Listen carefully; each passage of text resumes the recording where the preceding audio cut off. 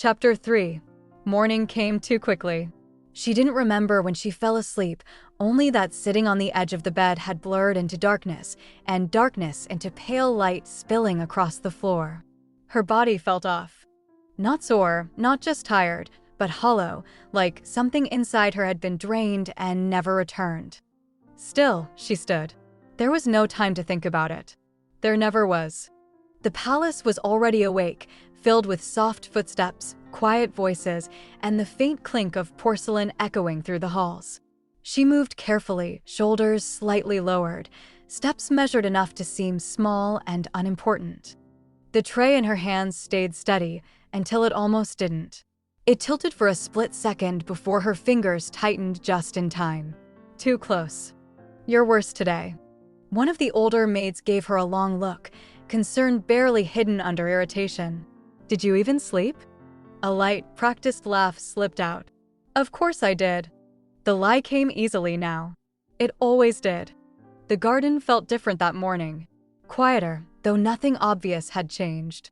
Maybe it was just her head faintly ringing, her thoughts slower, like they were dragging through water.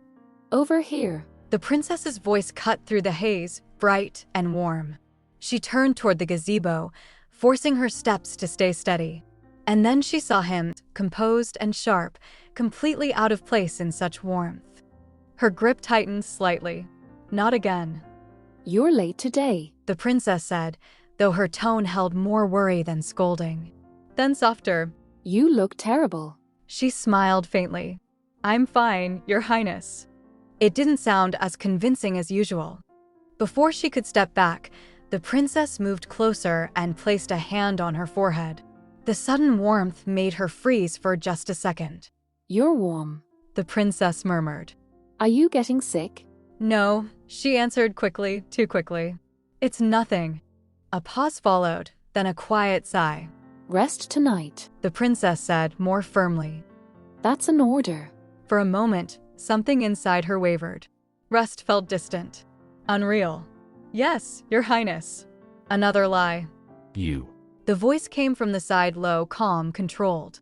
She turned slightly. He was already watching her. Not with open irritation like before. Not entirely. His gaze moved slowly from her face to her hands and back again, as if trying to grasp something just out of reach. "Are you ill?" he asked. Her fingers curled faintly against the tray. "No, Your Highness." He didn't answer right away, and he didn't look away. There was something different in his expression, not quite suspicion, but sharper than before. "Then try to be less of a liability," he said at last, his tone settling back into its usual cold edge. She lowered her gaze. "Yes, Your Highness." He turned as if dismissing her, but for a brief moment, he glanced back. Quick, almost unintentional. Then it was gone. The whispers began before noon. "Did you hear? A servant from the West Wing collapsed." "Collapsed?" "They said he's been acting strange all morning." She didn't stop walking, but her steps slowed slightly.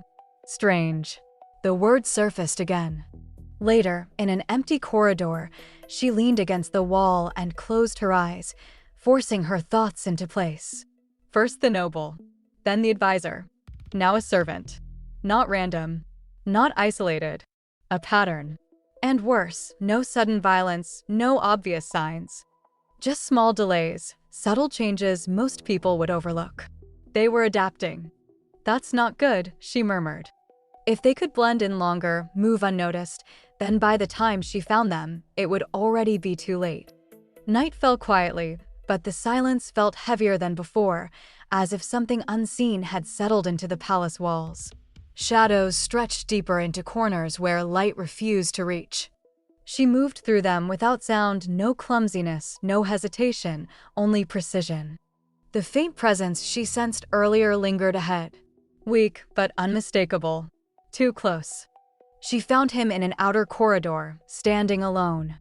Still. Too still. Her eyes narrowed. There. A flicker, subtle, barely visible, but wrong. That was enough. Her hand moved toward the hidden blade, slow and controlled. Then her vision blurred. She froze. No, not now. Her grip weakened for a fraction of a second. Her breathing turned uneven, her body slower than it should have been. The exhaustion was catching up at the worst possible moment. She forced herself forward anyway, but the moment was already gone. The man shifted, turning casually as if nothing had happened, and walked away with steady, unhurried steps. Perfectly normal. And yet, still wrong. Her hand lowered slowly. She didn't follow. Couldn't. Not like this. The corridor fell silent again. For a brief second, the man paused mid-step, not enough to be certain, just enough to feel off. Then he continued, disappearing into the shadows as if nothing had ever been there. She remained where she stood. For the first time, she hadn't acted not because she chose not to, but because she couldn't. Her gaze dropped to her trembling hands, then slowly lifted toward the empty corridor. If they keep adapting. The thought settled heavily in her chest. Then next time, I might not be fast enough.